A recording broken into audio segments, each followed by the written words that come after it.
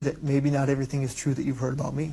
On the morning of April 19, 1995, a decorated Gulf War combat vet blew up the federal building in Oklahoma City using a truck bomb that he didn't build in a Ryder truck that he didn't rent with the help of a passenger who didn't exist. Having just gotten away with the largest act of terrorism on U.S. soil to date, the Fort Bragg-trained Special Forces Sheep Drip Dropout blended in with the crowd by making his getaway in a car without a license plate and was immediately pulled over. The ATF was the supposed target of the attack, but luckily all of their agents were out of the office that morning.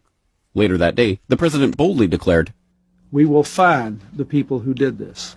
And when we do, justice will be swift, certain, and severe."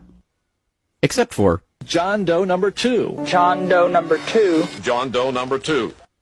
who, according to the FBI, never existed. In McVeigh's unprecedented 3.5-week trial, the prosecution didn't show the CCTV footage of him and John Doe number 2 parking the Ryder truck.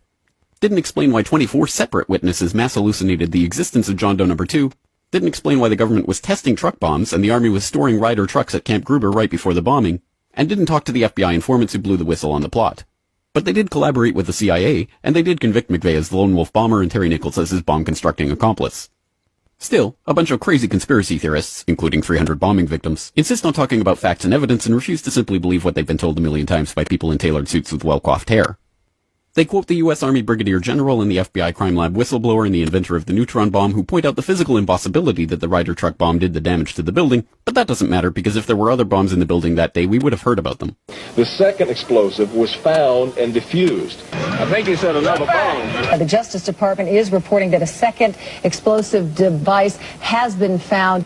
They then found a third device, which was also larger than the first. And I see another bomb truck going, so apparently they're going to try to get out that third bomb. The FBI claims to have lost the footage showing McVeigh and John Doe number 2 parking the truck in front of the Murrah building that morning, but that's understandable because the Bureau has a lot of important evidence to store.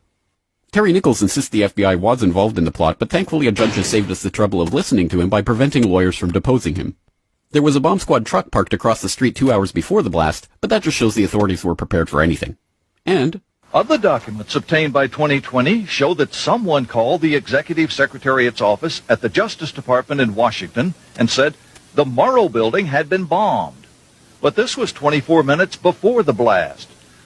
But that just shows the public was unusually vigilant that morning.